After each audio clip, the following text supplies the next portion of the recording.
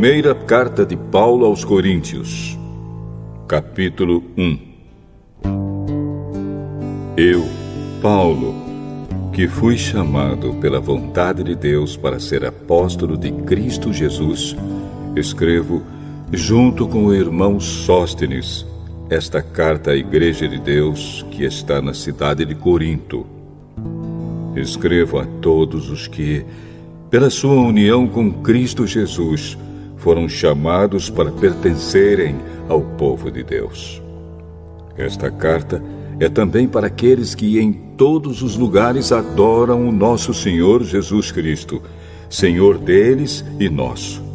Que a graça e a paz de Deus, o nosso Pai, e do Senhor Jesus Cristo estejam com vocês.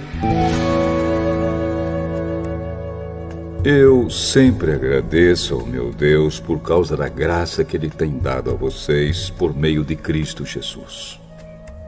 Por estarem unidos com Cristo Jesus, vocês foram enriquecidos em tudo, tanto no dom de anunciar o Evangelho, como no dom da sabedoria espiritual. A mensagem a respeito de Cristo está tão firme em vocês, que vocês não têm deixado de receber nenhum dom espiritual enquanto esperam a vinda do nosso Senhor Jesus Cristo. Cristo vai conservá-los firmes até o fim, para que no dia da volta do nosso Senhor Jesus Cristo, vocês não tenham culpa de nada. Deus é fiel e chamou vocês para que vivam em união com o seu Filho Jesus Cristo, o nosso Senhor. Irmãos, peço, pela autoridade do nosso Senhor Jesus Cristo, que vocês estejam de acordo no que dizem e que não haja divisões entre vocês. Sejam completamente unidos num só pensamento e numa só intenção. Pois, meus irmãos, algumas pessoas da família de Cloé me contaram que existem brigas entre vocês. O que eu quero dizer é isto: cada um de vocês diz uma coisa diferente. Um diz, eu sou de Paulo. Outro, eu sou de Apolo. Outro, eu sou de Pedro. E ainda outro, eu sou de Cristo. Por acaso Cristo foi dividido em várias partes? Será que Paulo morreu crucificado em favor de vocês? Ou será que vocês foram batizados em nome de Paulo? Graças a Deus que eu não batizei nenhum de vocês, a não ser Crispo e Gaio. Assim ninguém pode dizer que vocês foram batizados em meu nome. Ah, sim. Batizei também Estéfanas e a família dele. Mas não lembro de ter batizado mais ninguém. Pois Cristo não me enviou para batizar, mas para anunciar o Evangelho, e anunciá-lo sem usar a linguagem da sabedoria humana, para não tirar o poder da morte de Cristo na cruz. De fato, a mensagem da morte de Cristo na cruz é loucura para os que estão se perdendo.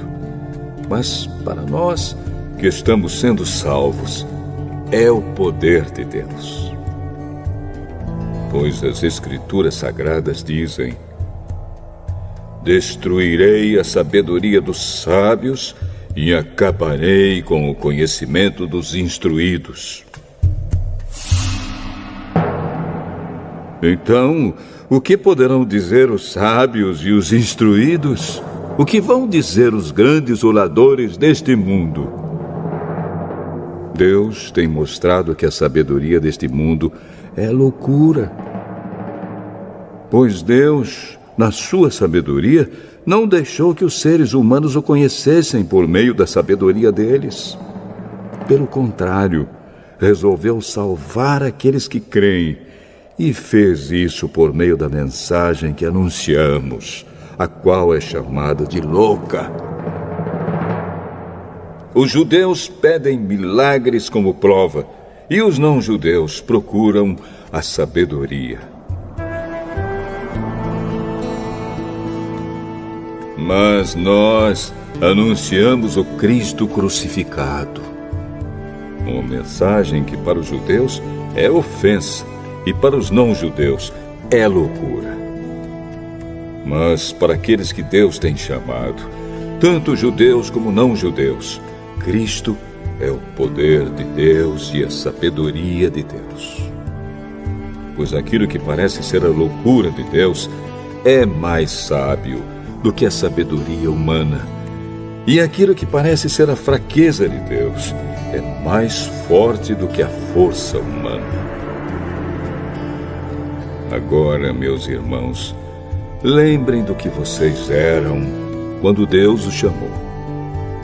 Do ponto de vista humano, poucos de vocês eram sábios ou poderosos ou de famílias importantes.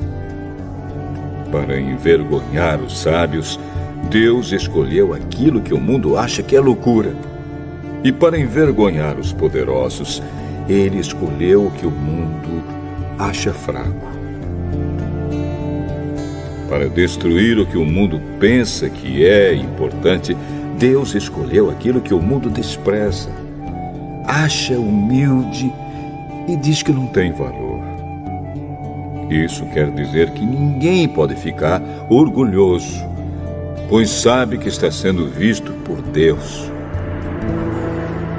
Porém, Deus uniu vocês com Cristo Jesus e fez com que Cristo seja a nossa sabedoria. E é por meio de Cristo que somos aceitos por Deus, nos tornamos o povo de Deus e somos salvos. Portanto, como as Escrituras Sagradas dizem, quem quiser se orgulhar, que se orgulhe daquilo que o Senhor faz.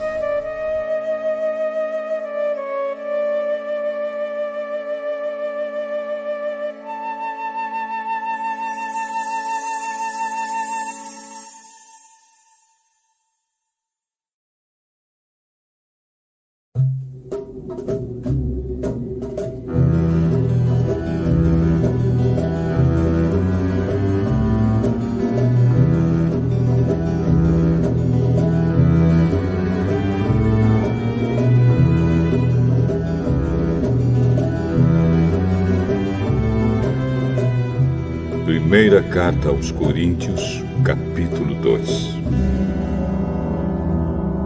Meus irmãos, quando fui anunciar a vocês a verdade secreta de Deus, não usei muitas palavras nem grande sabedoria, porque quando estive com vocês, resolvi esquecer tudo, a não ser Jesus Cristo e principalmente a sua morte na cruz.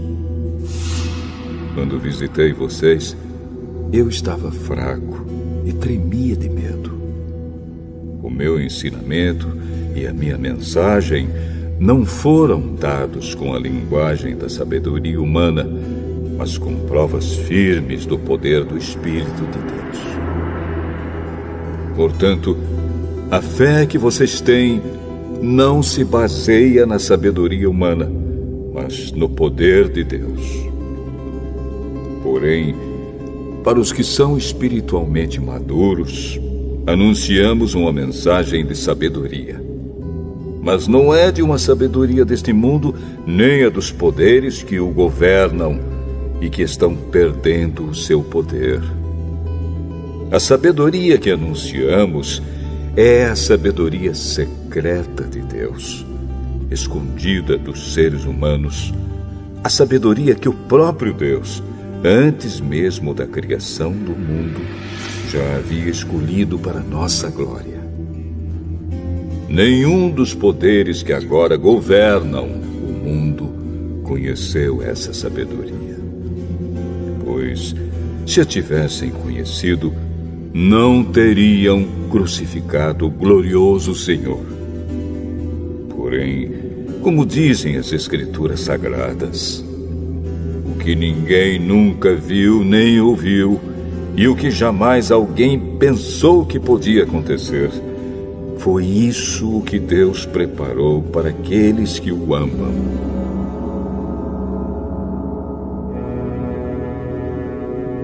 Mas foi a nós que Deus, por meio do Espírito, revelou o seu segredo. O Espírito Santo examina tudo, até mesmo os planos mais profundos e escondidos de Deus. Quanto ao ser humano, somente o Espírito que está nele é que conhece tudo a respeito dele. E quanto a Deus, somente o seu próprio Espírito conhece tudo a respeito dele. Não foi o Espírito deste mundo que nós recebemos, mas o Espírito mandado por Deus, para que possamos entender tudo o que Deus nos tem dado. Portanto, quando falamos, nós usamos palavras ensinadas pelo Espírito de Deus e não palavras ensinadas pela sabedoria humana. Assim explicamos as verdades espirituais aos que são espirituais. Mas quem não tem o Espírito de Deus não pode receber os dons que vêm do Espírito e, de fato, nem mesmo pode entendê-los. Essas verdades são loucura para essa pessoa, porque o sentido delas só pode ser entendido de modo espiritual. A pessoa que tem o Espírito Santo pode julgar o valor de todas as coisas, porém ela mesma não pode ser julgada por ninguém. Como dizem as Escrituras Sagradas, quem pode conhecer a mente do Senhor? Quem é capaz de lhe dar conselhos? Mas nós pensamos como Cristo pensa.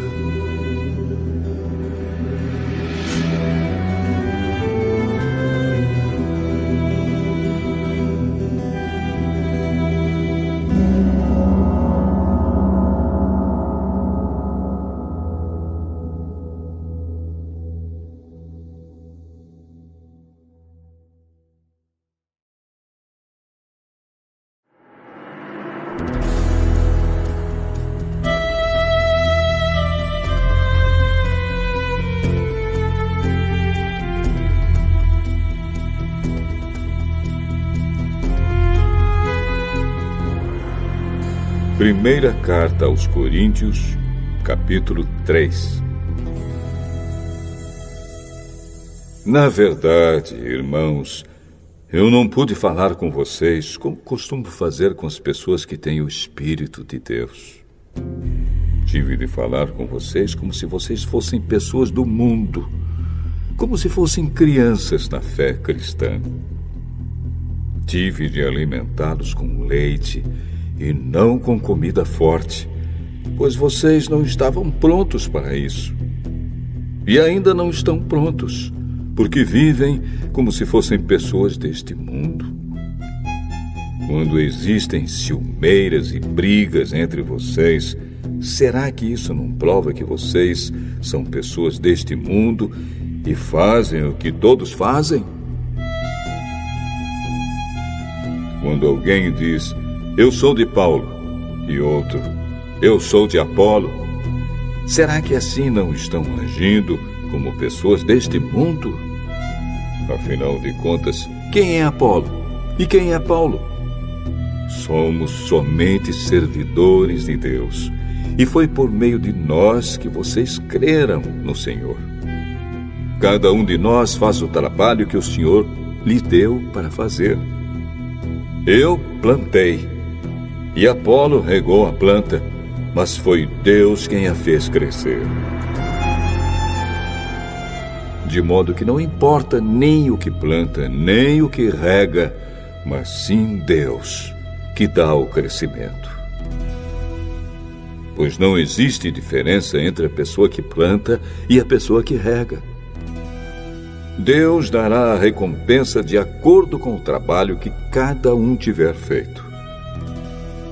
Porque nós somos companheiros de trabalho no serviço de Deus e vocês são o terreno no qual Deus faz o seu trabalho. Vocês são também o edifício de Deus. Usando o dom que Deus me deu, eu faço o trabalho de um construtor competente. Ponho o alicerce e outro constrói em cima dele. Porém, cada um deve construir com cuidado. Porque Deus já pôs Jesus Cristo como o único alicerce, e nenhum outro alicerce pode ser colocado. Alguns usam ouro ou prata ou pedras preciosas para construírem em cima do alicerce. E ainda outros usam madeira ou capim ou palha. O dia de Cristo vai mostrar claramente a qualidade do trabalho de cada um. Pois o fogo daquele dia mostrará o trabalho de cada pessoa. O fogo vai mostrar e provar a verdadeira qualidade do trabalho.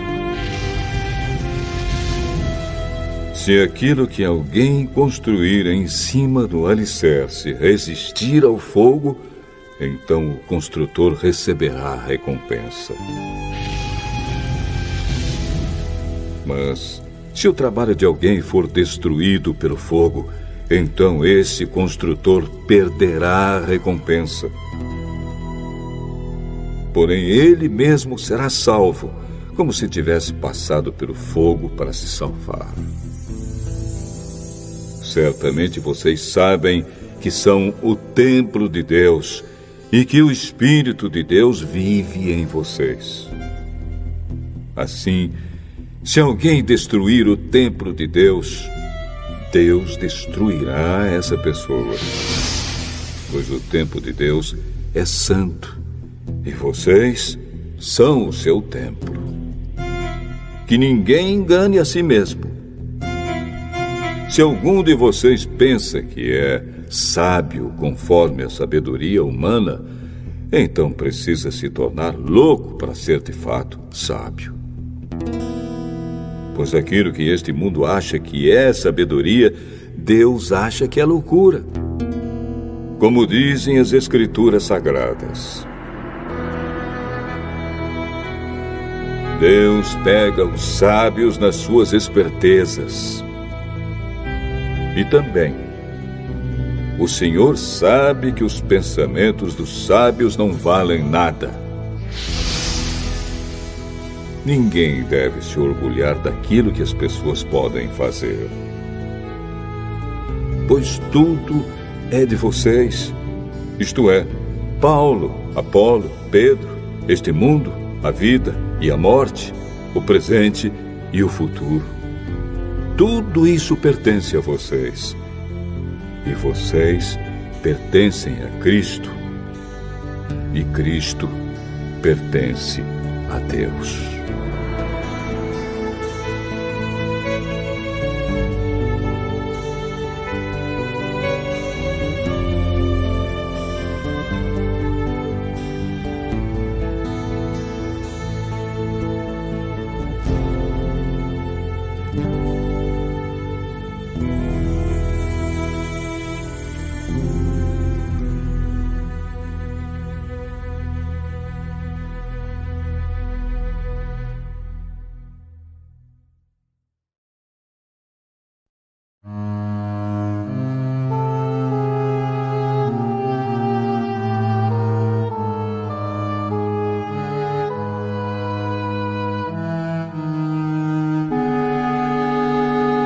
Primeira Carta aos Coríntios, capítulo 4. Vocês nos devem tratar como servidores de Cristo, que foram encarregados de administrar a realização dos planos secretos de Deus. O que se exige de quem tem essa responsabilidade é que seja fiel ao seu Senhor. Mas para mim não tem a menor importância ser julgado por vocês ou por um tribunal humano. Eu não julgo nem a mim mesmo. A minha consciência está limpa Mas isso não prova que sou, de fato, inocente. Quem me julga é o Senhor. Portanto, não julguem ninguém antes da hora. Esperem o julgamento final, quando o Senhor vier. Ele trará para a luz os segredos escondidos no escuro e mostrará as intenções que estão no coração das pessoas. Então cada um receberá de Deus os elogios que merece. Meus irmãos, é para instruir vocês que eu tenho aplicado essas lições a mim mesmo e a Apolo. Usei nós dois como um exemplo para que vocês aprendam o que quer dizer o ditado. Obedeça ao que está escrito. Ninguém deve se orgulhar de uma pessoa e desprezar outra. Quem é que fez você superior aos outros? Por acaso não foi Deus quem lhe deu tudo o que você tem? Então, por que é que você fica todo orgulhoso, como se o que você tem não fosse dado por Deus? Pelo que parece, vocês já têm tudo o que precisam. Já são ricos. Vocês já se tornaram reis e nós não. Que bom se vocês fossem reis de verdade, para que nós pudéssemos reinar junto com vocês. Porque me parece que Deus pôs a nós, os apóstolos, no último lugar. Somos como as pessoas condenadas a morrer em público, como espetáculo para o mundo inteiro, tanto para os anjos como para os seres humanos. Por causa de Cristo, nós somos loucos, mas vocês são sábios por estarem unidos com Ele. Nós somos fracos e vocês são fortes. Vocês são respeitados e nós somos desprezados. Até agora temos passado fome e sede. Temos nos vestido com trapos, temos recebido bofetadas e não temos lugar certo para morar. Temos nos cansado de trabalhar para nos sustentar. Quando somos amaldiçoados, nós abençoamos. Quando somos perseguidos, aguentamos com paciência. Quando somos insultados, respondemos com palavras delicadas. Somos considerados como lixo e até agora somos tratados como a imundície deste mundo. Não estou escrevendo essas coisas para envergonhar vocês, mas para ensiná-los como se vocês fossem meus próprios filhos queridos. Mesmo que vocês tivessem milhares de mestres na fé cristã, não poderiam ter mais de um pai. Pois, quando eu levei a vocês o Evangelho, eu me tornei o pai de vocês na vida que vivem em união com Cristo Jesus. Portanto, eu peço que sigam o meu exemplo. Por isso estou enviando para vocês Timóteo, que é meu querido e fiel filho no Senhor. Ele vai ajudá-los a lembrarem dos caminhos que sigo na nova vida que tenho em união com Cristo Jesus. Caminhos esses que ensino em todas as igrejas. Alguns de vocês ficaram orgulhosos, certos de que eu não iria visitá-los. Porém, se o Senhor quiser, eu vou visitá-los logo. Então vou saber o que esses orgulhosos são capazes de fazer e não somente o que eles são capazes de dizer. Pois o reino de Deus não é coisa de palavras, mas de poder. O que é que vocês preferem? Que eu vá até vocês com um chicote ou com o coração cheio de amor e bondade?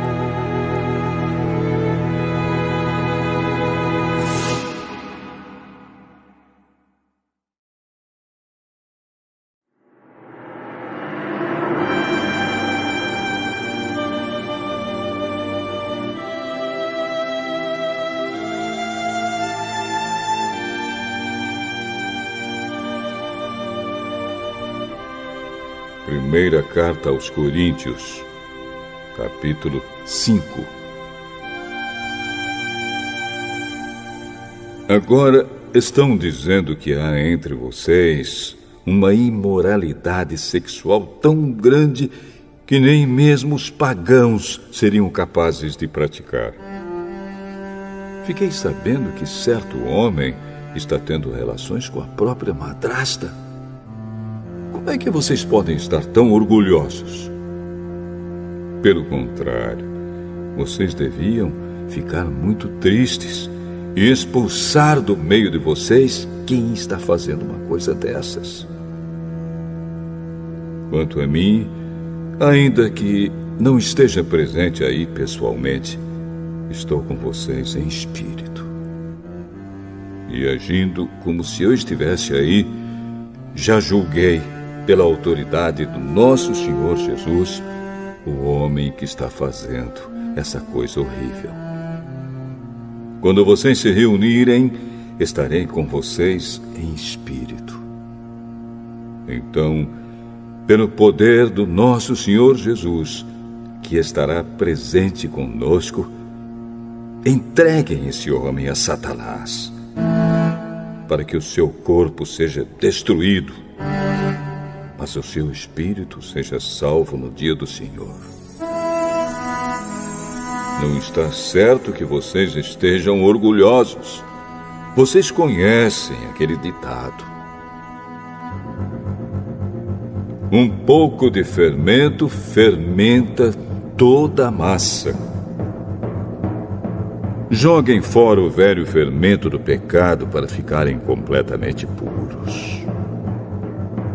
Aí vocês serão como massa nova e sem fermento, como vocês, de fato, já são. Porque a nossa festa da Páscoa está pronta, agora que Cristo, o nosso Cordeiro da Páscoa, já foi oferecido em sacrifício.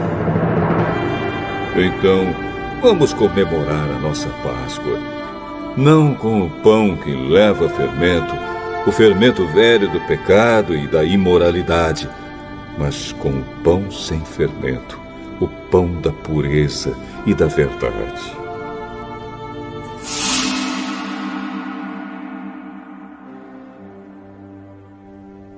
Na outra carta que escrevi a vocês, eu recomendei que vocês não tivessem nada a ver com gente imoral.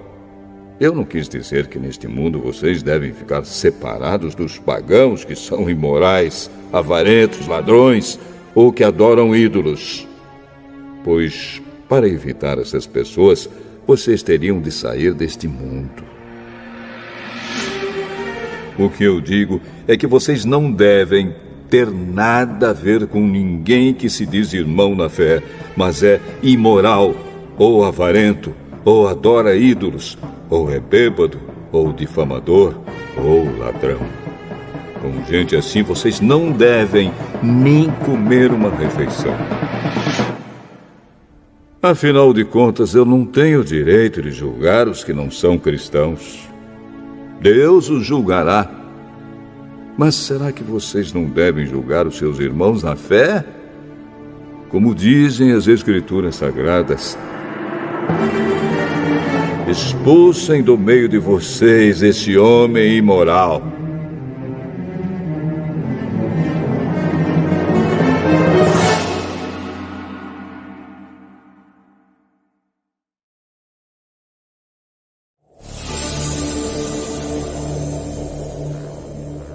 Primeira carta aos Coríntios, capítulo 6. Quando algum de vocês tem uma queixa contra um irmão na fé, como se atreve a pedir justiça a juízes pagãos, em vez de pedir ao povo de Deus que resolva o caso? Será que vocês não sabem que o povo de Deus julgará o mundo? Então, se vocês vão julgar o mundo, será que não são capazes de julgar essas coisas pequenas? Por acaso vocês não sabem que nós julgaremos até mesmo os anjos? Muito mais, então, devemos julgar as coisas desta vida. Portanto, se surgir alguma questão dessas, será que vocês vão procurar pessoas que são desprezadas na igreja para julgarem esses casos? Que vergonha! Será que entre vocês não existe alguém com bastante sabedoria para resolver uma questão entre irmãos? É claro que existe. Mas o que acontece é que um irmão em Cristo leva ao tribunal a sua queixa contra outro irmão e deixa que juízes pagãos julguem o caso. Só o fato de existirem questões entre vocês já mostra que vocês estão falhando completamente. Não seria melhor aguentar a injustiça? Não seria melhor ficar com o prejuízo? Pelo contrário, vocês cometem injustiça e roubam e fazem isso tudo contra os seus próprios irmãos. Vocês sabem que os maus não terão parte no reino de Deus. Não se enganem, pois os imorais, os que adoram ídolos, os adúlteros, os homossexuais, os ladrões, os avarentos, os bêbados, os caluniadores e os assaltantes não terão parte no reino de Deus. Alguns de vocês eram assim, mas foram lavados do pecado, separados para pertencer a Deus e aceitos por Ele, por meio do Senhor Jesus Cristo e pelo Espírito do nosso Deus. Alguém vai dizer: eu posso fazer tudo o que quero. Pode sim, mas nem tudo é bom para você. Eu poderia dizer: posso fazer qualquer coisa, mas não vou deixar que nada me escravize. Outro vai dizer: o alimento existe para o estômago e o estômago existe para o alimento. Sim, mas Deus acabará com os dois. O nosso corpo não existe para praticar a imoralidade, mas para servir o Senhor. E o Senhor cuida do nosso corpo. Pelo seu poder, Deus ressuscitou o Senhor e também nos ressuscitará. Será que vocês não sabem que o corpo de vocês faz parte do corpo de Cristo? Será que eu vou pegar uma parte do corpo de Cristo e fazer com que ela seja parte do corpo de uma prostituta? É claro que não. Ou será que vocês não sabem que o homem que se une com uma prostituta se torna uma só pessoa com ela? As Escrituras Sagradas afirmam: os dois se tornam uma só pessoa. Porém, quem se une com o Senhor se torna espiritualmente uma só pessoa com Ele. Fujam da imoralidade sexual. Qualquer outro pecado que alguém comete não afeta o corpo, mas a pessoa que comete imoralidade sexual peca contra o seu próprio corpo. Será que vocês não sabem que o corpo de vocês é o templo do Espírito Santo que vive em vocês e lhes foi dado por Deus? Vocês não pertencem a vocês mesmos, mas a Deus, pois Ele os comprou e pagou o preço. Portanto, usem o seu corpo para a glória dele.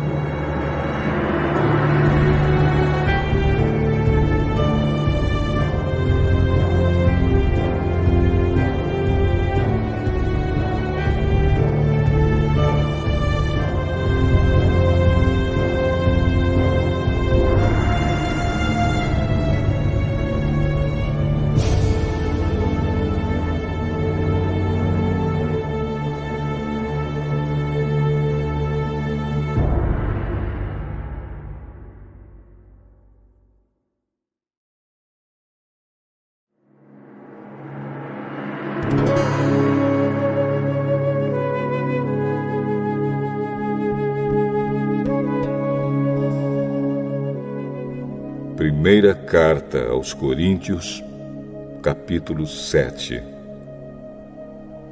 Agora vou tratar dos assuntos a respeito dos quais vocês me escreveram.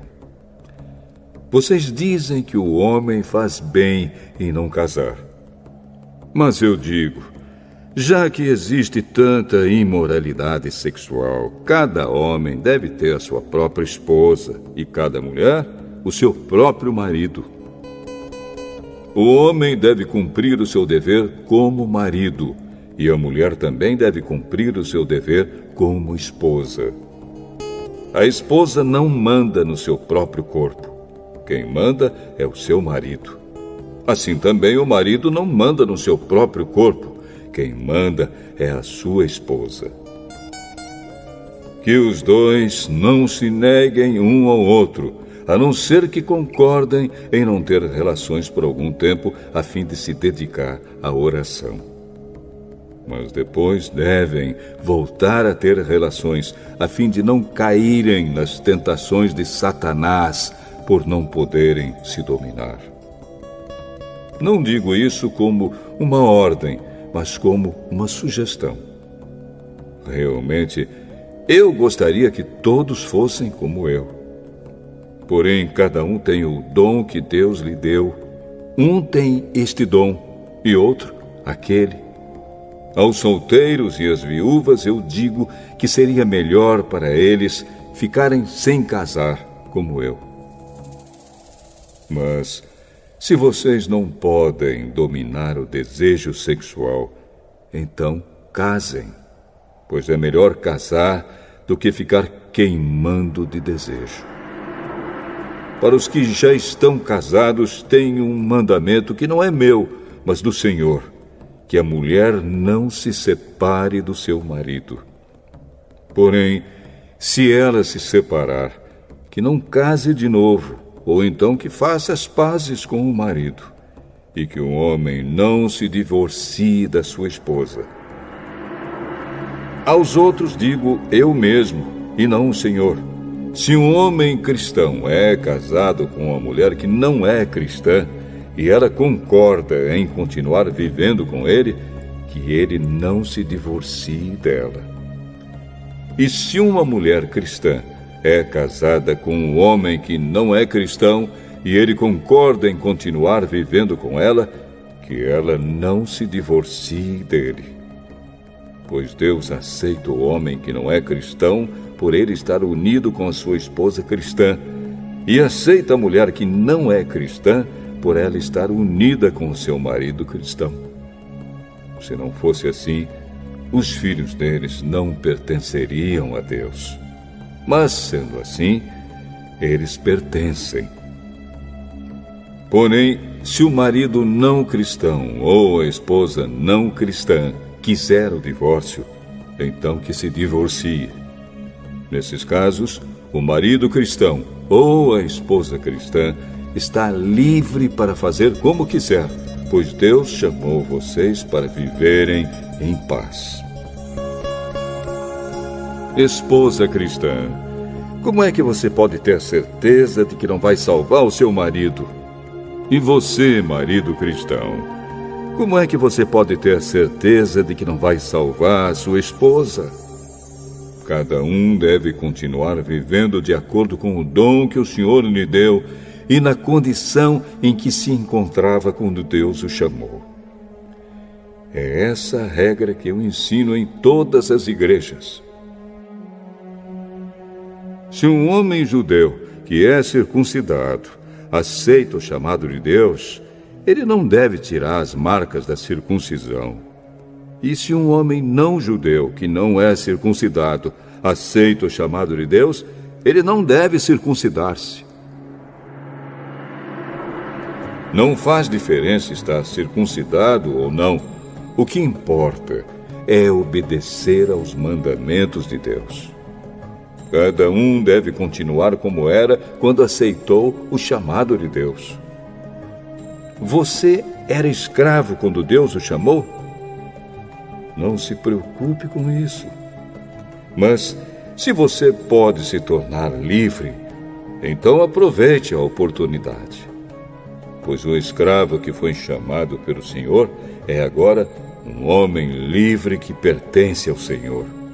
Assim também, o homem livre que foi chamado por Cristo é escravo de Cristo. Deus comprou vocês por um preço. Portanto, não se tornem escravos de seres humanos. Irmãos, cada um deve continuar na presença de Deus, assim como era quando Deus o chamou. Para os solteiros, eu não tenho nenhum mandamento do Senhor, porém dou a minha opinião como uma pessoa que, pela misericórdia do Senhor, merece confiança. Por causa dos tempos difíceis em que vivemos, eu penso que é melhor para o homem ficar como está. Você tem esposa? Então não procure se separar dela. Você é solteiro? Então não procure esposa. Porém, se você casar, não estará cometendo pecado.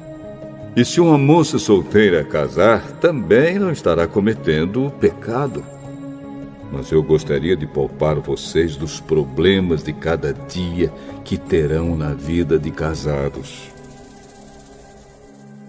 Irmãos, o que eu quero dizer é isto. Não nos resta muito tempo. E daqui em diante os casados devem viver como se não tivessem casado. Os que choram, como se não estivessem chorando. Os que estão rindo, como se não estivessem rindo. Os que compram, como se não fosse deles aquilo que compraram. Os que tratam das coisas deste mundo, como se não estivessem ocupados com elas. Pois este mundo, como está agora, não vai durar muito. Eu quero livrá-los de preocupações. Um solteiro se interessa pelas coisas do Senhor porque quer agradá-lo. Mas um homem casado se interessa pelas coisas deste mundo porque quer agradar a sua esposa e por isso é puxado por duas direções diferentes. Quanto às mulheres, tanto as viúvas quanto as solteiras, elas estão interessadas nas coisas do Senhor porque querem se dedicar de corpo e alma a Ele. Mas a mulher casada se interessa pelas coisas deste mundo porque quer agradar o marido. Eu estou dizendo isso porque quero ajudá-los. Não estou querendo obrigar ninguém a nada. Pelo contrário, quero que façam o que é direito e certo e que se entreguem ao serviço do Senhor com toda a dedicação. Aos que ficaram noivos, mas resolveram não casar mais, eu digo o seguinte: se o rapaz sente que assim não está agindo certo com a sua noiva e acha que a sua paixão por ela ainda é muito forte e que devem casar, então que casem. Não existe pecado nisso. Mas se, pelo contrário, o rapaz não se sente na obrigação de casar, se está mesmo resolvido a ficar solteiro e se é capaz de dominar a sua vontade e já resolveu o que deve fazer, então faz bem em não casar com a moça. Assim, quem casa faz bem, mas quem não casa faz melhor ainda. A mulher não está livre enquanto seu marido estiver vivo. Caso o marido morra, ela fica livre para casar com quem quiser, contanto que case com um cristão. Porém, ela será mais feliz se ficar como está. Essa é a minha opinião. E eu acho que também tenho o Espírito de Deus.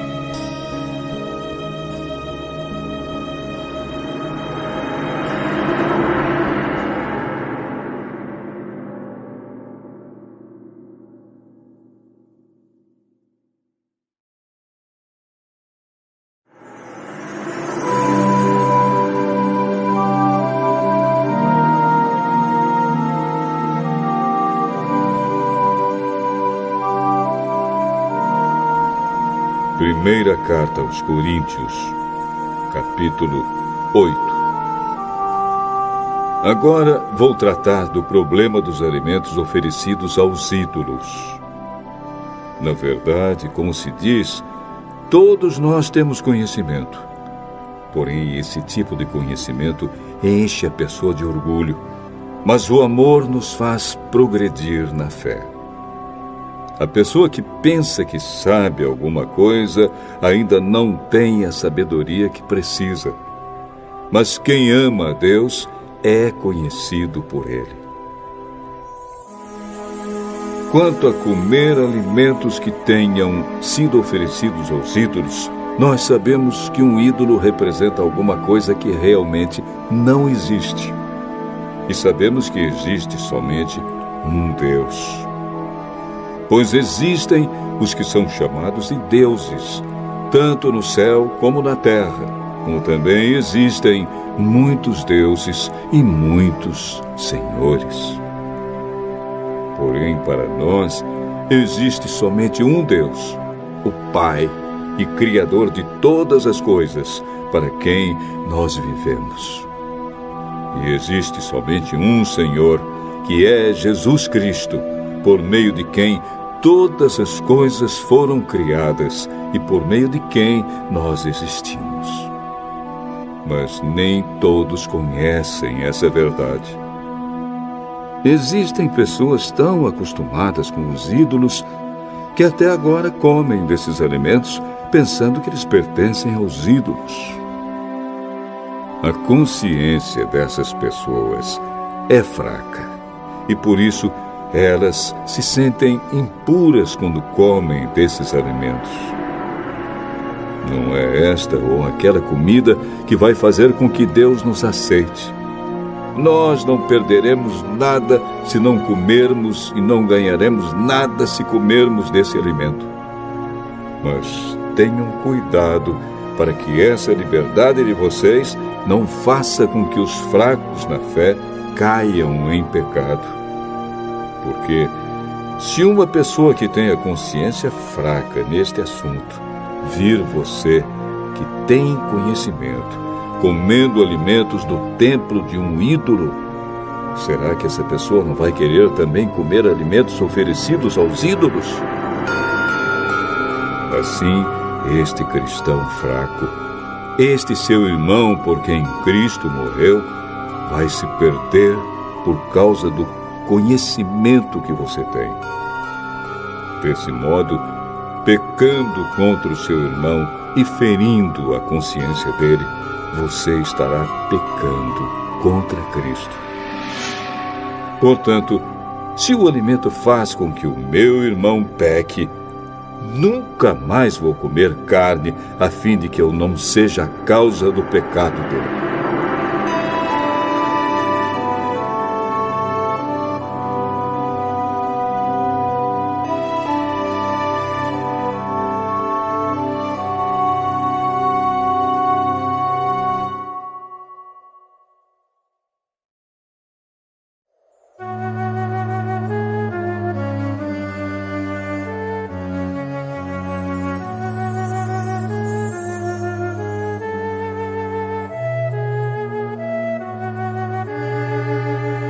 Primeira carta aos Coríntios, capítulo 9. Será que eu não sou um homem livre? Por acaso não sou um apóstolo? Será que eu não vi Jesus, o nosso Senhor? Por acaso vocês não são o resultado do trabalho que faço para o Senhor? Mesmo que outros não me aceitem como apóstolo, vocês me aceitam. Vocês mesmos, pelo fato de estarem unidos com o Senhor, são a prova de que sou um apóstolo. Quando as pessoas me criticam, eu me defendo, dizendo assim: será que eu não tenho o direito de receber comida e bebida pelo meu trabalho? Será que nas minhas viagens eu não tenho o direito de levar comigo uma esposa cristã, como fazem os outros apóstolos, os irmãos do Senhor Jesus e também Pedro? Ou será que Barnabé e eu somos os únicos que temos de trabalhar para nos sustentar? Quem já ouviu falar de algum soldado que pagou as suas próprias despesas no exército? Ou qual é o fazendeiro que não come das uvas da sua própria plantação? Ou qual é o pastor que não toma do leite do seu gado? Não pensem que eu me apoio somente nesses exemplos da vida diária, pois a lei diz a mesma coisa. Na lei de Moisés está escrito assim: não amarre a boca do boi quando ele estiver pisando o trigo. Por acaso Deus está interessado nos bois? Ou foi a nosso respeito que lhe disse isso? É claro que isso está escrito em nosso favor.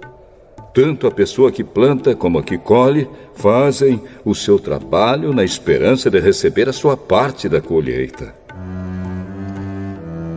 Se temos semeado entre vocês a semente espiritual, será demais se recebermos de vocês alguma recompensa material? Se outros têm o direito de esperar isso de vocês, será que nós não temos muito mais direito do que eles? No entanto, nós não temos usado esse direito. Pelo contrário, temos aguentado tudo para não atrapalhar o Evangelho de Cristo. Certamente vocês sabem que os que trabalham no templo, é do templo que recebem os seus alimentos. E sabem também que os que oferecem sacrifícios no altar recebem uma parte da carne dos animais que são sacrificados ali. Assim o Senhor mandou também que aqueles que anunciam o Evangelho vivam do trabalho de anunciar o Evangelho. Mas eu não tenho usado nenhum desses direitos. Nem estou escrevendo isso agora para exigir esses direitos para mim mesmo. Eu preferiria morrer a fazer isso. E ninguém vai me tirar o orgulho que eu tenho de agir assim. Eu não tenho direito de ficar orgulhoso por anunciar o Evangelho. Afinal de contas, fazer isso é minha obrigação. Ai de mim se não anunciar o Evangelho. Por isso, se eu faço o meu trabalho por minha própria vontade, então posso esperar algum pagamento. Porém, se faço como um dever, é porque é um trabalho que Deus me deu para fazer. Nesse caso, qual é o pagamento que recebo? É a satisfação de anunciar o Evangelho sem cobrar nada e sem exigir os direitos que tenho como pregador do Evangelho. Sou um homem livre. Não sou escravo de ninguém. Mas eu me fiz escravo de todos a fim de ganhar para Cristo o maior número possível de pessoas. Quando trabalho entre os judeus, vivo como judeu a fim de ganhá-los para Cristo. Não estou debaixo da lei de Moisés, mas quando trabalho entre os judeus, vivo como se estivesse debaixo dessa lei para ganhar os judeus para Cristo. Assim também, quando estou entre os não-judeus, vivo fora da lei de Moisés a fim de ganhar os não-judeus para Cristo. Isso não quer dizer que eu não obedeço à lei de Deus, pois estou, de fato, debaixo da lei de Cristo. Quando estou entre os fracos na fé, eu me torno fraco também, a fim de ganhá-los para Cristo. Assim, eu me torno tudo para todos, a fim de poder, de qualquer maneira possível, salvar alguns. Faço tudo isso por causa do Evangelho, a fim de tomar parte nas suas bênçãos. Vocês sabem que numa corrida, embora todos os corredores tomem parte, somente um ganha o prêmio. Portanto, corram de tal maneira que ganhem o prêmio. Todo atleta que está treinando aguenta exercícios duros porque quer receber uma coroa de folhas de louro, uma coroa que, aliás, não dura muito. mas nós queremos receber uma coroa que dura para sempre. Por isso corro direto para a linha final. Também sou como um lutador de boxe que não perde nenhum golpe. Eu trato o meu corpo duramente e o obrigo a ser completamente controlado para que, depois de ter chamado outros para entrarem na luta, eu mesmo não venha a ser eliminado dela.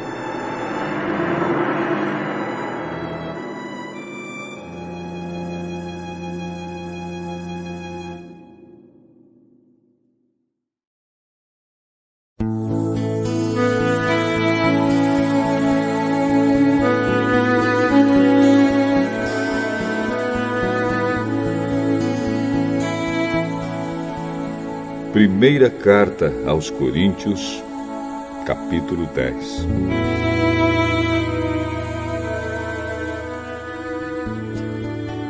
Irmãos, eu quero que vocês lembrem do que aconteceu com os nossos antepassados que seguiram Moisés.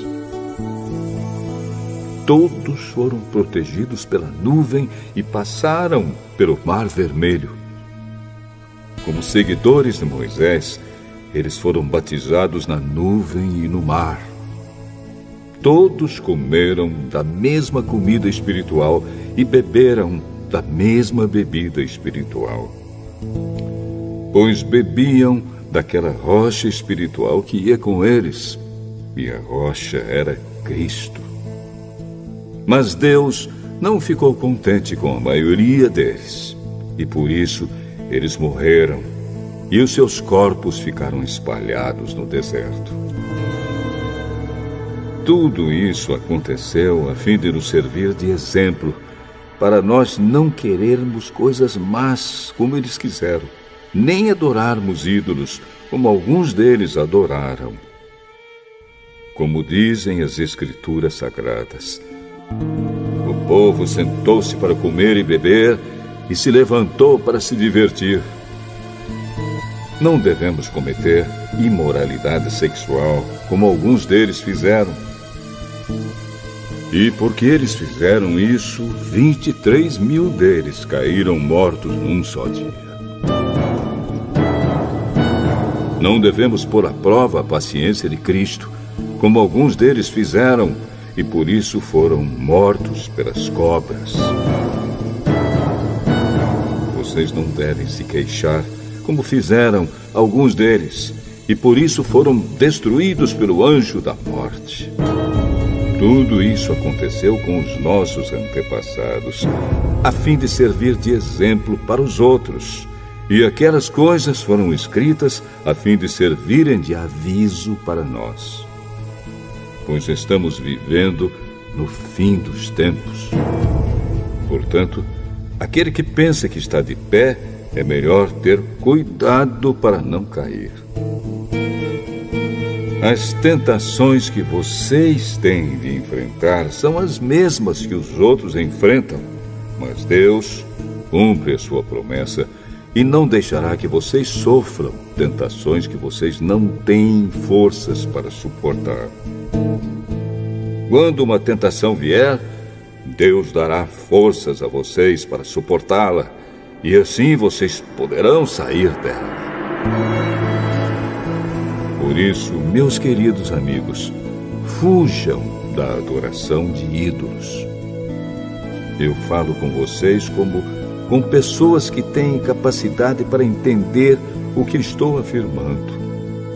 Julguem vocês mesmos o que eu estou dizendo. Pensem no cálice pelo qual damos graças a Deus na ceia do Senhor. Será que quando bebemos desse cálice, não estamos tomando parte no sangue de Cristo? E quando partimos e comemos o pão, não estamos tomando parte no corpo de Cristo?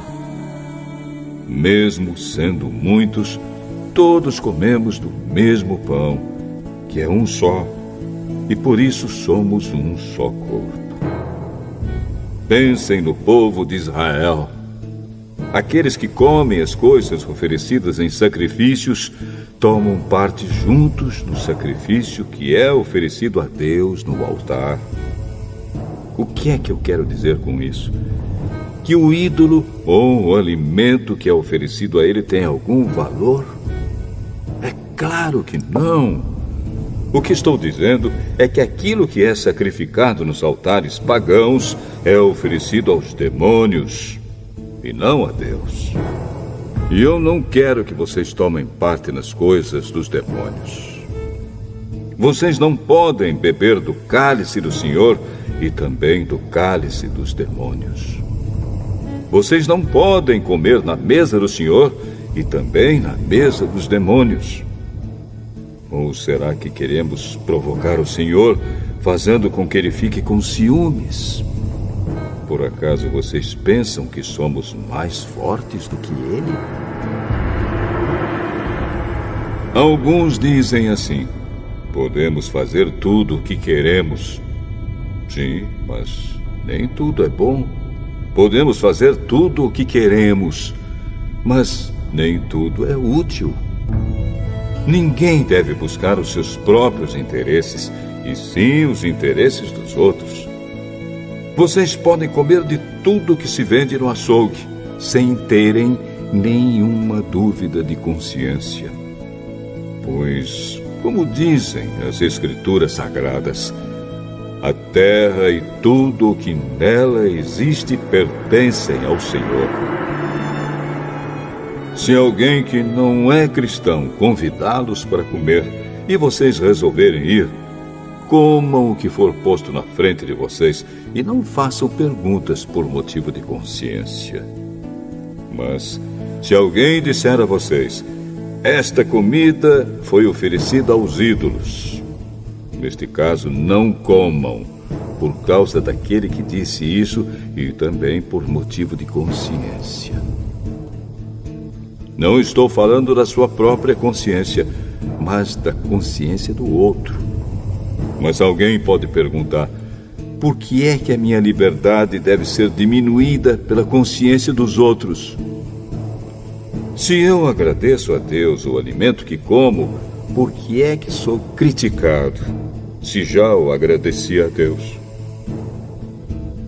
Portanto, quando vocês comem, ou bebem, ou fazem qualquer outra coisa, façam tudo para a glória de Deus.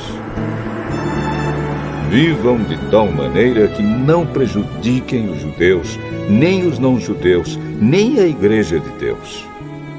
Façam como eu.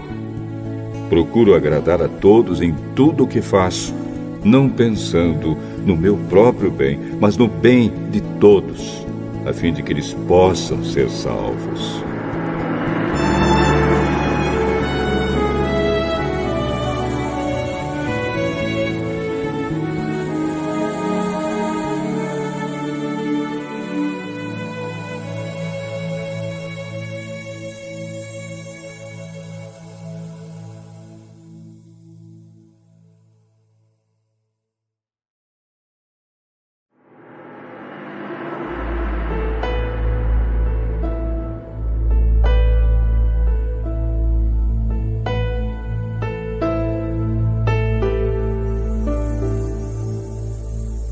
Primeira carta de Paulo aos Coríntios, capítulo 11.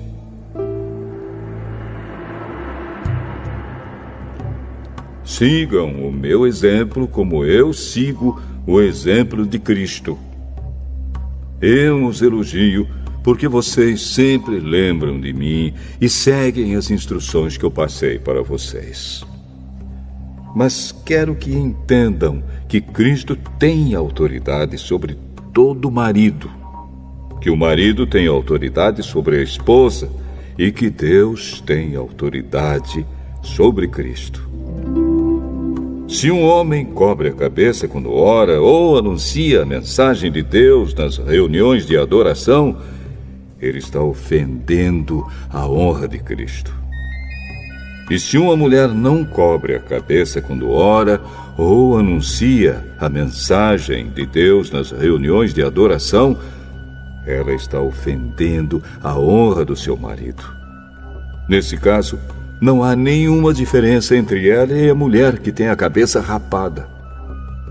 Se a mulher não cobre a cabeça, então é melhor que ela corte o cabelo de uma vez. Já que é vergonhoso para a mulher rapar a cabeça ou cortar o cabelo, então ela deve cobrir a cabeça.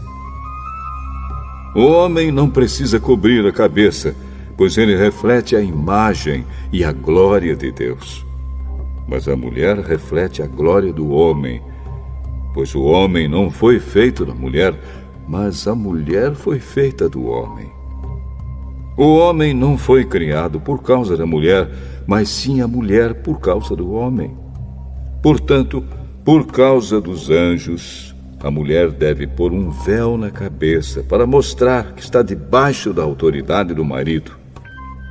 No entanto, por estarmos unidos com o Senhor, nem a mulher é independente do homem, nem o homem é independente da mulher. Porque assim como a mulher foi feita do homem, assim também o homem nasce da mulher. E tudo vem de Deus. Julguem vocês mesmos. Será que é certo que, num culto de adoração, a mulher ore a Deus sem estar com a cabeça coberta? Pois a própria natureza ensina que o cabelo comprido é uma desonra para o homem. Mas para a mulher, o cabelo comprido é motivo de orgulho. O cabelo foi dado a ela para lhe servir de véu. Mas se alguém quer discutir sobre esse assunto, o que eu posso dizer é que nem nós, nem as igrejas de Deus temos outro costume nas reuniões de adoração. Nas instruções que agora vou dar a vocês, eu não posso elogiá-los, pois as suas reuniões de adoração fazem mais mal do que bem. Para começar, me contaram que nessas reuniões há grupos de pessoas que estão brigando. E eu creio que, em parte, isso é verdade. Não há dúvida de que é preciso haver divisões entre vocês para que fique claro quem são os que estão certos. Quando vocês se reúnem, não é a ceia do Senhor que vocês comem, pois na hora de comer, cada um trata de tomar a sua própria refeição. E assim, enquanto uns ficam com fome, outros chegam até a ficar bêbados. Por acaso vocês não têm as suas próprias casas onde podem comer e beber? Ou será que preferem desprezar a igreja de Deus e envergonhar os que são pobres? O que é que vocês esperam que eu lhes diga? Querem que os elogie? É claro que não vou elogiá-los. Porque eu recebi do Senhor este ensinamento que passei para vocês. Que o Senhor Jesus, na noite em que foi traído, pegou o pão e deu graças a Deus. Depois partiu o pão e disse: Isto é o meu corpo, que é entregue em favor de vocês. Façam isto em memória de mim. Assim também, depois do jantar, ele pegou o cálice e disse: Este cálice é a nova aliança feita por Deus com o seu povo. Aliança que é garantida pelo meu sangue. Cada vez que vocês beberem deste cálice, façam isso em memória de mim. De maneira que cada vez que vocês comem deste pão e bebem deste cálice, estão anunciando a morte do Senhor até que Ele venha. Por isso, aquele que comer do pão do Senhor ou beber do seu cálice de modo que ofenda a honra do Senhor, estará pecando contra o corpo e o sangue do Senhor. Portanto, que cada um examine a sua consciência e então coma do pão e beba do cálice. Pois A pessoa que comer do pão ou beber do cálice sem reconhecer que se trata do corpo do Senhor, estará sendo julgada ao comer e beber para o seu próprio castigo. É por isso que muitos de vocês estão doentes e fracos, e alguns já morreram. Se examinássemos primeiro a nossa consciência, nós não seríamos julgados pelo Senhor. Mas somos julgados e castigados pelo Senhor para não sermos condenados junto com o mundo. Portanto, meus irmãos, quando vocês se reunirem para a ceia do Senhor, esperem uns pelos outros. E se alguém estiver com fome, que coma em casa, para que Deus não castigue vocês por causa dessas reuniões. Os outros assuntos eu resolverei quando chegar aí.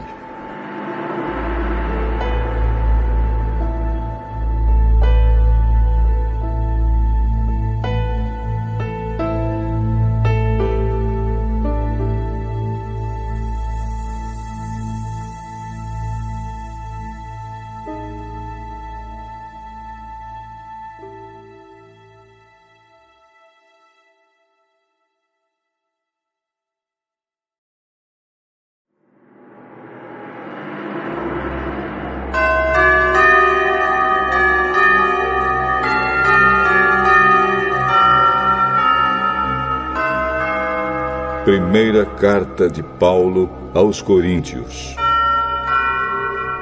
capítulo 12. Meus irmãos, quero que vocês saibam a verdade a respeito dos dons que o Espírito Santo dá. Vocês sabem que, quando ainda eram pagãos, vocês eram desviados de várias maneiras para a adoração dos ídolos, os quais não têm vida. Por isso precisam compreender que ninguém que diz que Jesus seja maldito pode estar falando pelo poder do Espírito de Deus, e que ninguém pode dizer Jesus é Senhor, a não ser que seja guiado pelo Espírito Santo. Existem tipos diferentes de dons espirituais, mas é um só e o mesmo Espírito quem dá esses dons. Existem maneiras diferentes de servir, mas o Senhor que servimos é o mesmo.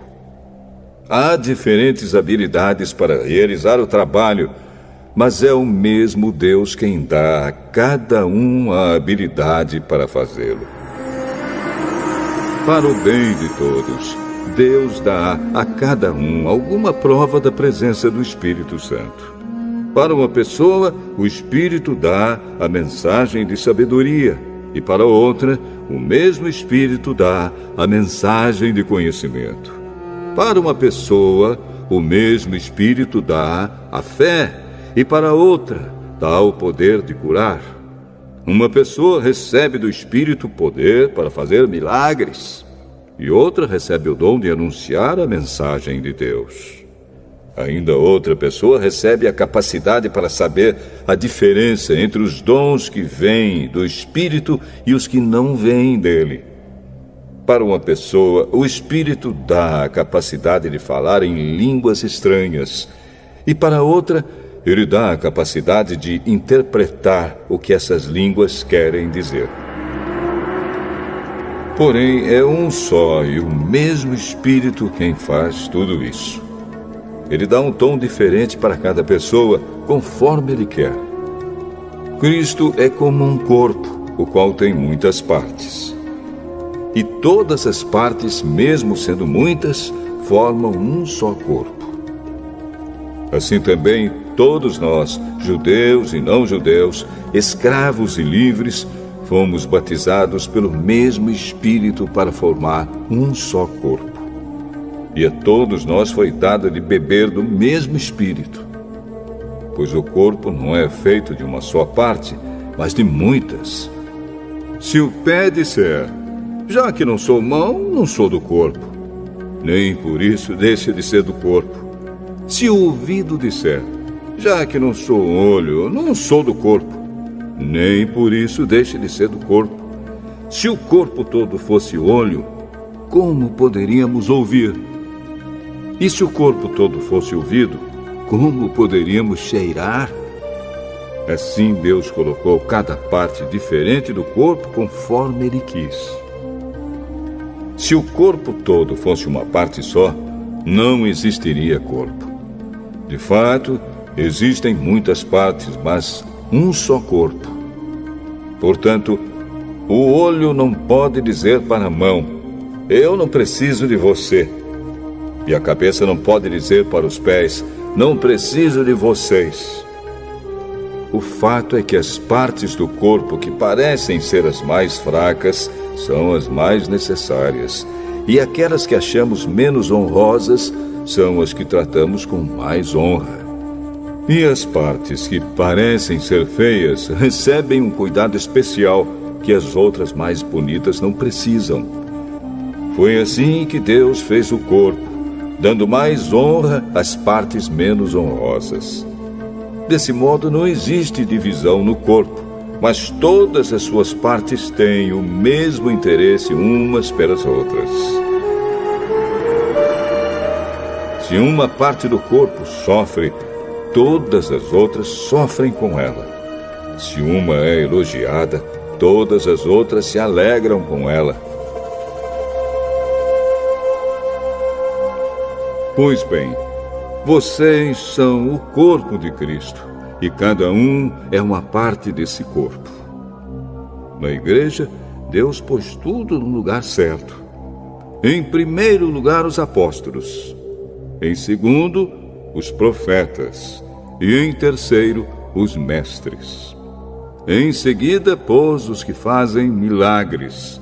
Depois, os que têm o dom de curar, ou de ajudar, ou de liderar, ou de falar em línguas estranhas.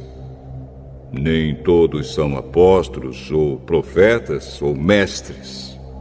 Nem todos têm o dom de fazer milagres, nem de curar doenças, nem de falar em línguas estranhas, nem de explicar o que essas línguas querem dizer.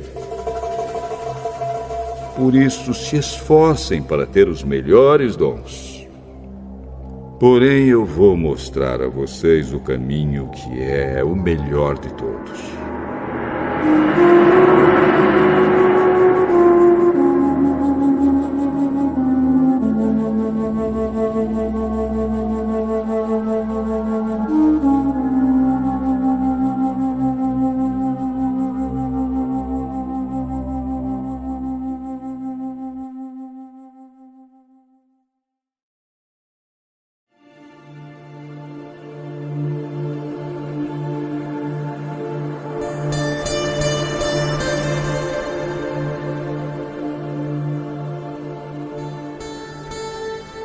Primeira carta de Paulo aos Coríntios, capítulo 13. Eu poderia falar todas as línguas que são faladas na terra e até no céu, mas se não tivesse amor, as minhas palavras seriam como o som de um gongo ou como o barulho de um sino. Poderia ter o dom de anunciar mensagens de Deus, ter todo o conhecimento, entender todos os segredos e ter tanta fé que até poderia tirar as montanhas do seu lugar. Mas, se não tivesse amor, eu não seria nada. Poderia dar tudo o que tenho e até mesmo entregar o meu corpo para ser queimado. Mas se eu não tivesse amor, isso não me adiantaria nada. Quem ama é paciente e bondoso. Quem ama não é ciumento, nem orgulhoso, nem vaidoso. Quem ama não é grosseiro nem egoísta, não fica irritado, nem guarda mágoas. Quem ama não fica alegre quando alguém faz uma coisa errada, mas se alegra quando alguém faz o que é certo. Quem ama nunca desiste, porém suporta tudo com fé, esperança e paciência. O amor é eterno. Existem mensagens espirituais, porém elas durarão pouco.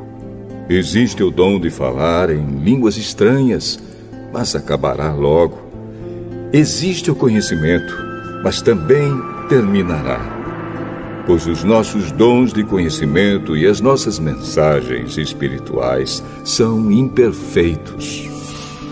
Mas, quando vier o que é perfeito, então o que é imperfeito desaparecerá. Quando eu era criança, falava como criança, sentia como criança e pensava como criança. Agora que sou adulto, parei de agir como criança.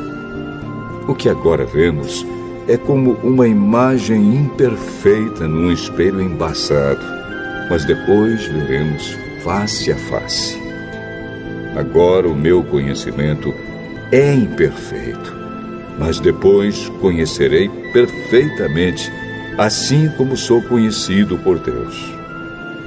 Portanto, agora existem estas três coisas: a fé, a esperança e o amor. Porém, a maior delas é o amor.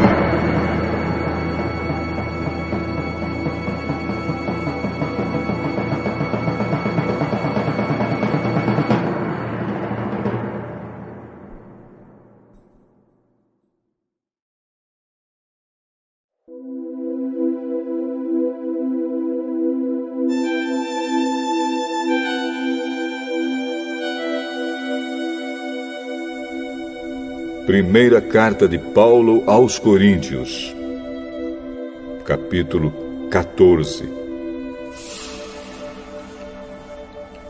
Portanto, esforcem-se para ter amor. Procurem também ter dons espirituais, especialmente o de anunciar a mensagem de Deus. Quem fala em línguas estranhas fala a Deus e não às pessoas, pois ninguém o entende. Pelo poder do Espírito Santo, ele diz verdades secretas. Porém, quem anuncia a mensagem de Deus fala para as pessoas, ajudando-as e dando-lhes coragem e consolo. Quem fala em línguas estranhas ajuda somente a si mesmo. Mas quem anuncia a mensagem de Deus ajuda a igreja toda. Eu gostaria que vocês todos falassem em línguas estranhas, mas gostaria ainda mais que tivessem o dom de anunciar a mensagem de Deus. Porque quem anuncia a mensagem de Deus tem mais valor do que quem fala em línguas estranhas, a não ser que esteja ali alguém que possa interpretar o que está sendo dito, para que toda a igreja seja ajudada espiritualmente.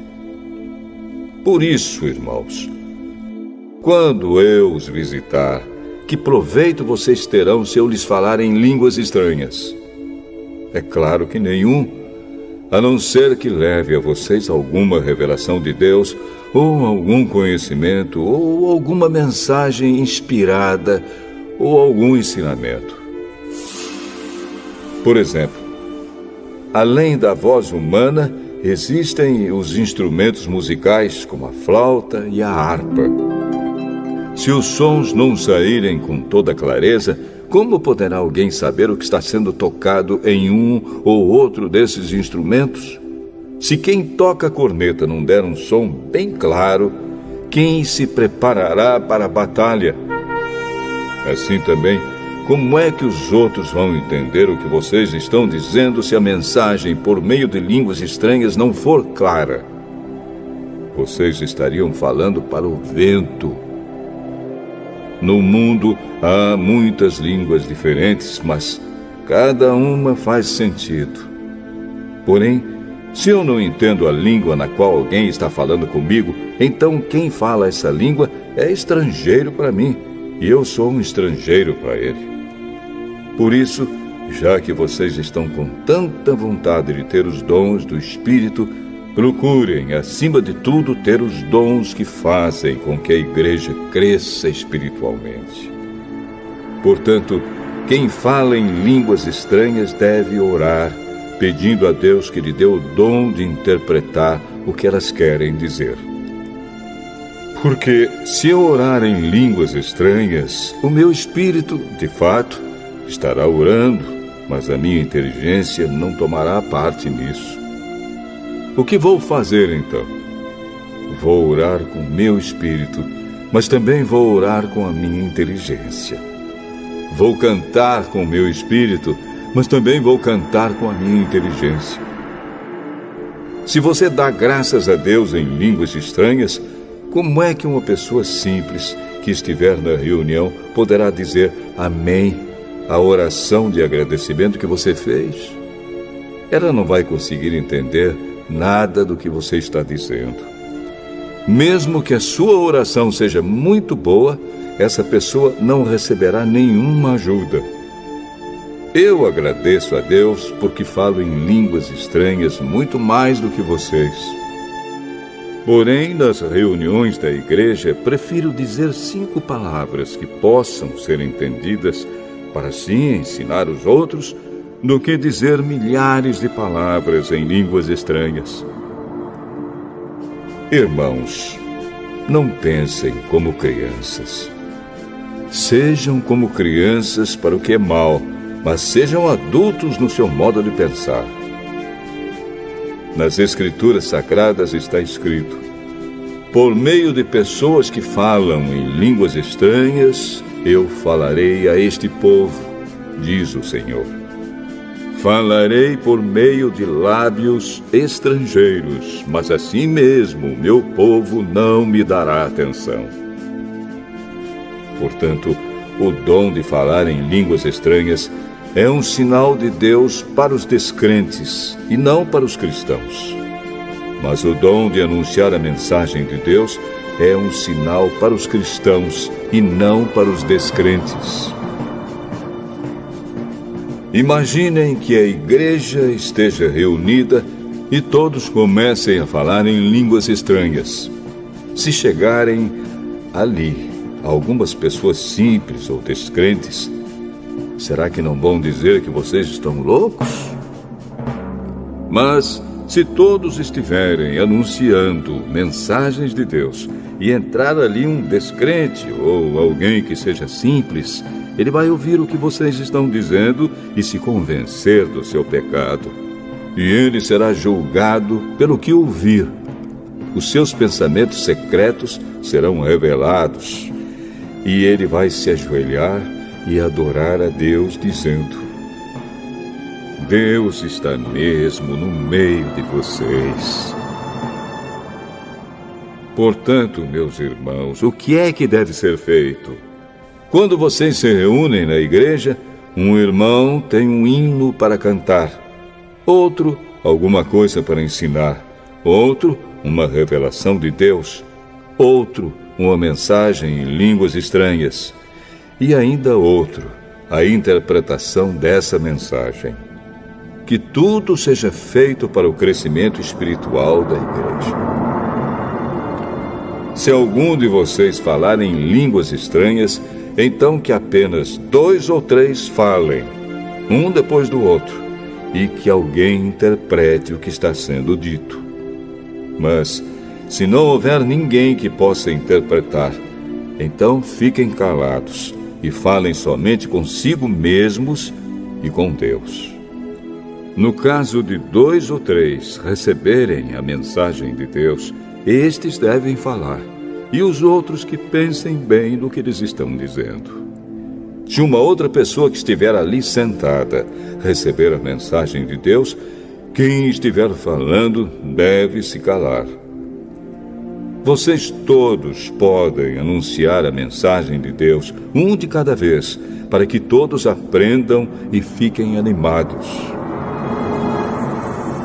Quem fala deve controlar o dom de anunciar a mensagem de Deus, pois Deus não quer que nós vivamos em desordem, e sim em paz.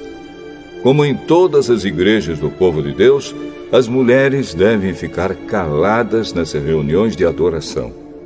Elas não têm permissão para falar. Como diz a lei, elas não devem ter cargos de direção. Se quiserem saber alguma coisa, que perguntem em casa ao marido. É vergonhoso que uma mulher fale nas reuniões da igreja. Por acaso a mensagem de Deus veio de vocês? Ou será que veio somente para vocês? Se alguém pensa que é mensageiro de Deus ou que tem algum dom espiritual, deve saber que o que estou escrevendo é mandamento do Senhor. Mas se alguém não der atenção a isso, que ninguém dê atenção a essa pessoa. Assim, meus irmãos, procurem sempre anunciar a mensagem de Deus, mas não proíbam que se falem línguas estranhas. Portanto, façam tudo com decência e ordem.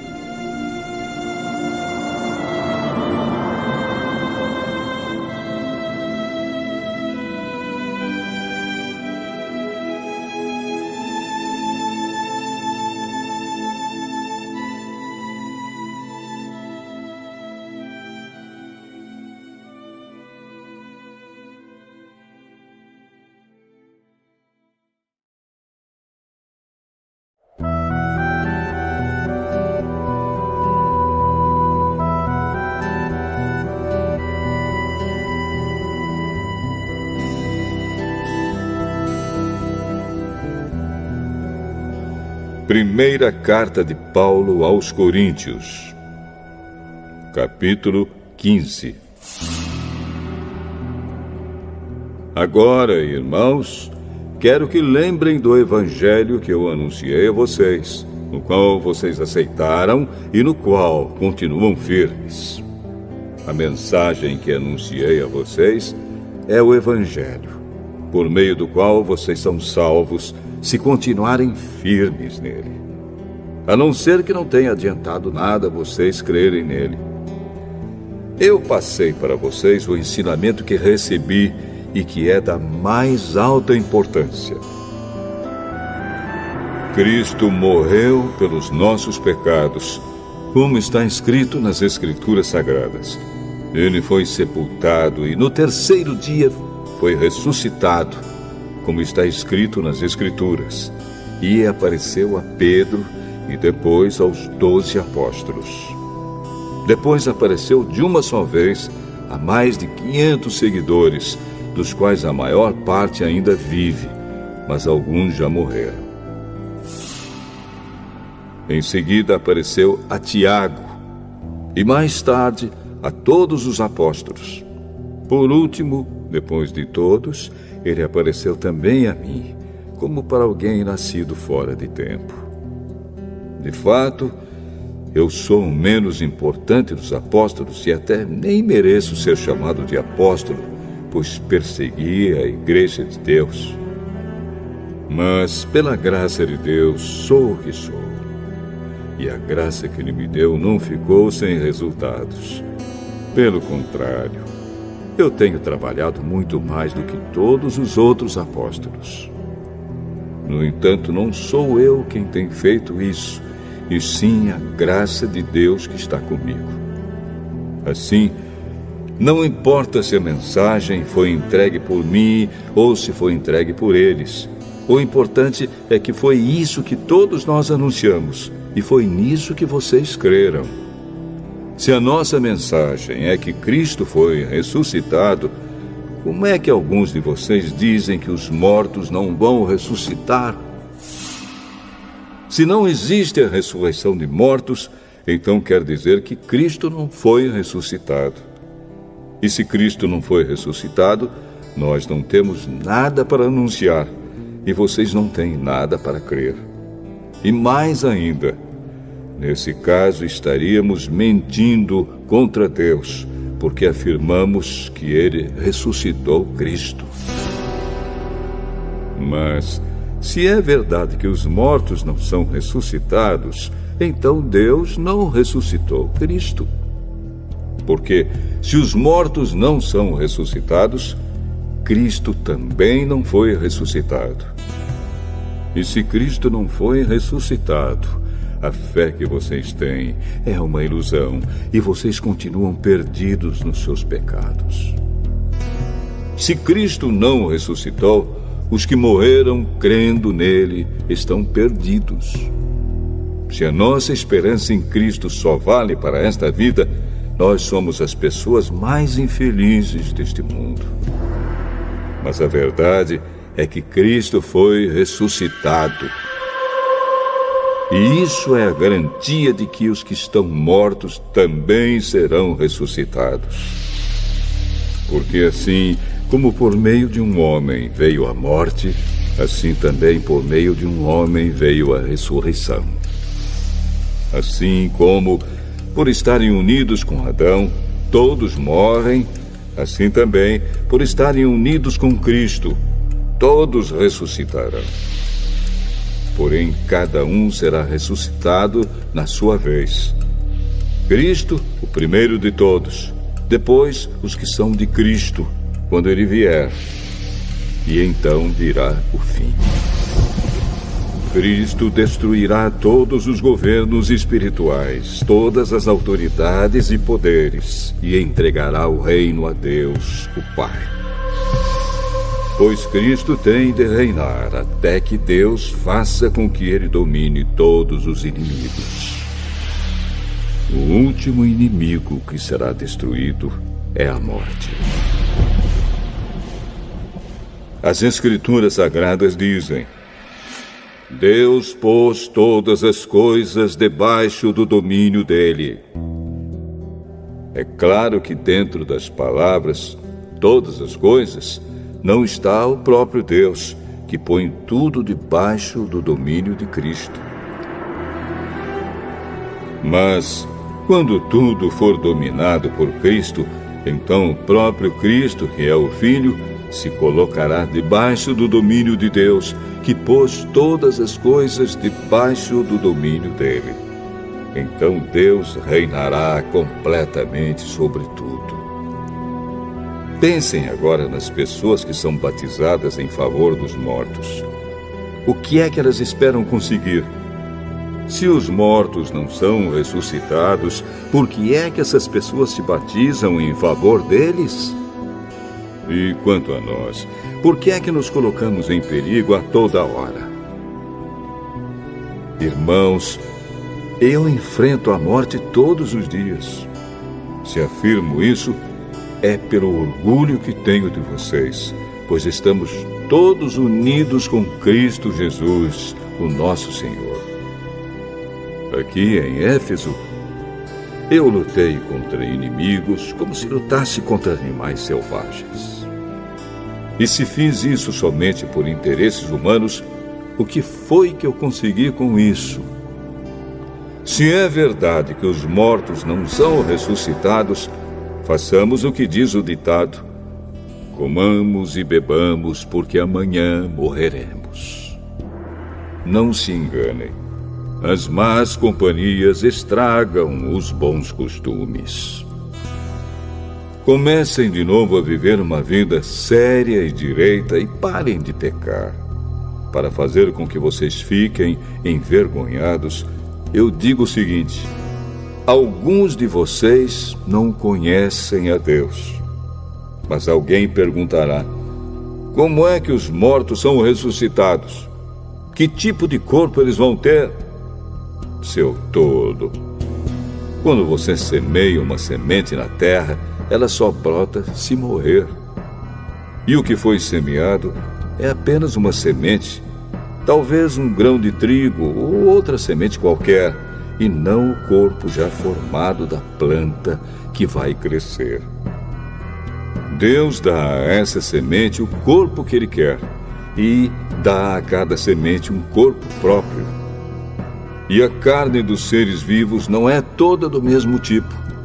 Os seres humanos têm um tipo de carne, os animais outro, os pássaros outro e os peixes ainda outro.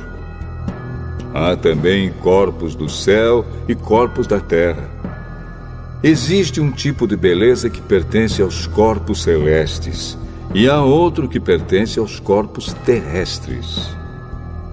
O sol tem o seu próprio brilho, a lua outro brilho, e as estrelas têm um brilho diferente. E mesmo as estrelas têm diferentes tipos de brilho.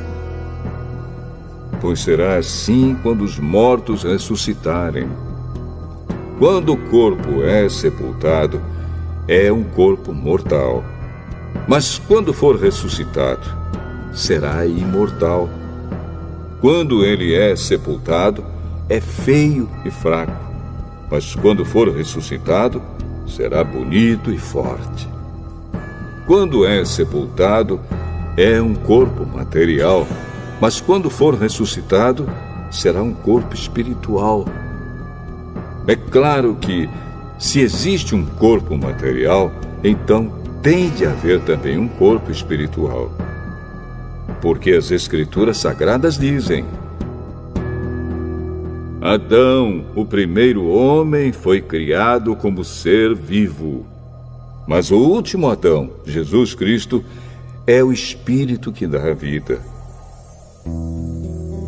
Não é o espiritual que vem primeiro, mas sim o material. Depois é que vem o espiritual. O primeiro homem foi feito do pó da terra. O segundo veio do céu. Os que pertencem à terra são como aquele que foi feito do pó da terra. Os que pertencem ao céu são como aquele que veio do céu. Assim como somos parecidos com o homem feito do pó da terra, assim também seremos parecidos com o homem do céu. Meus irmãos, o que eu quero dizer é isto: o que é feito de carne e de sangue não pode ter parte no reino de Deus, e o que é mortal não pode ter a imortalidade. Escutem bem este segredo. Nem todos vamos morrer, mas todos nós vamos ser transformados num instante, num abrir e fechar de olhos, quando tocar a última trombeta. Ela tocará. Os mortos serão ressuscitados como seres imortais, e todos nós seremos transformados. Pois este corpo mortal precisa se vestir com o que é imortal. Este corpo que vai morrer precisa se vestir com o que não pode morrer. Assim, quando este corpo mortal se vestir com o que é imortal, quando este corpo que morre se vestir com o que não pode morrer, então acontecerá o que as Escrituras Sagradas dizem: a morte está destruída. A vitória é completa. Onde está, ó morte, a sua vitória? Onde está, ó morte, o seu poder de ferir? O que dá à morte o poder de ferir é o pecado. E o que dá ao pecado o poder de ferir é a lei. Mas agradeçamos a Deus, que nos dá a vitória por meio do nosso Senhor Jesus Cristo. Portanto, queridos irmãos, continuem fortes e firmes. Continuem ocupados no trabalho do Senhor, pois vocês sabem que todo o seu esforço nesse trabalho sempre traz proveito.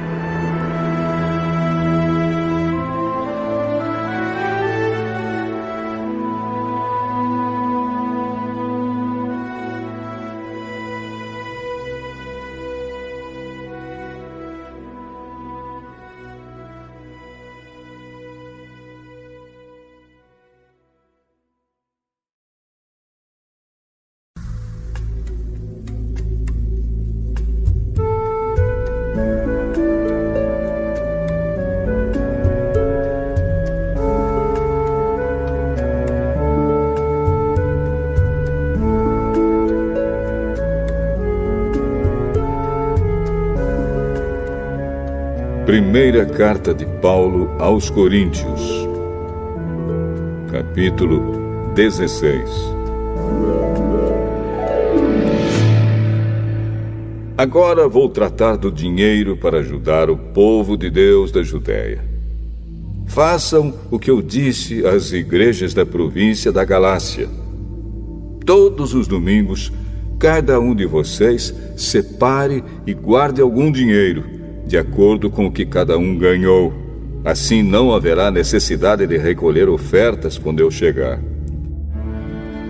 Depois que chegar, eu enviarei com cartas de apresentação aqueles que vocês escolherem para levarem a oferta até Jerusalém. Se for conveniente que eu também vá, eles farão a viagem comigo.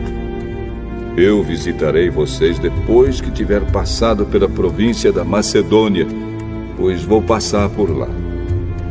Pode ser que eu fique algum tempo com vocês, talvez todo o inverno, e assim vocês poderão me ajudar a continuar a minha viagem para onde quer que eu for. Pois eu não quero ver vocês apenas de passagem. Se o Senhor permitir, espero ficar bastante tempo com vocês. Resolvi ficar aqui em Éfeso até o dia de Pentecostes, pois encontrei aqui ótimas oportunidades para um grande e proveitoso trabalho, embora muita gente esteja contra mim. Se Timóteo chegar aí, façam tudo para que ele se sinta bem entre vocês, pois assim como eu, ele também está trabalhando para o Senhor. Não deixem que ninguém o despreze. Pelo contrário, vocês devem ajudá-lo a continuar a sua viagem em paz, a fim de que ele volte para cá, pois estou esperando que ele volte junto com os outros irmãos. Quanto ao irmão Apolo, tenho recomendado muitas vezes que vá visitar vocês com os outros irmãos, mas ele acha que não deve ir agora. Ele irá na primeira oportunidade. Estejam alertas, fiquem firmes na fé, sejam corajosos, sejam fortes. Que tudo o que vocês fizerem seja feito com amor. Vocês conhecem Estéfanas e a família dele. Vocês sabem que eles foram os primeiros cristãos convertidos na província da Acaia e que eles têm se dedicado ao serviço do povo de Deus. Peço a vocês, meus irmãos, que sigam a orientação deles e dos outros que os ajudam e trabalham com eles. Eu estou alegre com a vinda de Estéfanas, de Fortunato e de Acaico, pois eles fizeram o que vocês, por estarem ausentes, não podiam fazer. Eles me animaram muito e sei que animaram vocês também. Gente como essa merece elogios. As igrejas da província da Ásia mandam saudações. Áquila e a sua esposa Priscila e a igreja que se reúne na casa deles mandam saudações cristãs a vocês. Todos os irmãos daqui mandam saudações. Cumprimentem uns aos outros com um beijo de irmão. Escrevo isto com a minha própria mão. Quem não ama o Senhor, que seja amaldiçoado. Maranatá. Vem, nosso Senhor. Que a graça do nosso Senhor Jesus esteja com vocês. E que o meu amor esteja com todos vocês, pois estamos unidos com Cristo Jesus.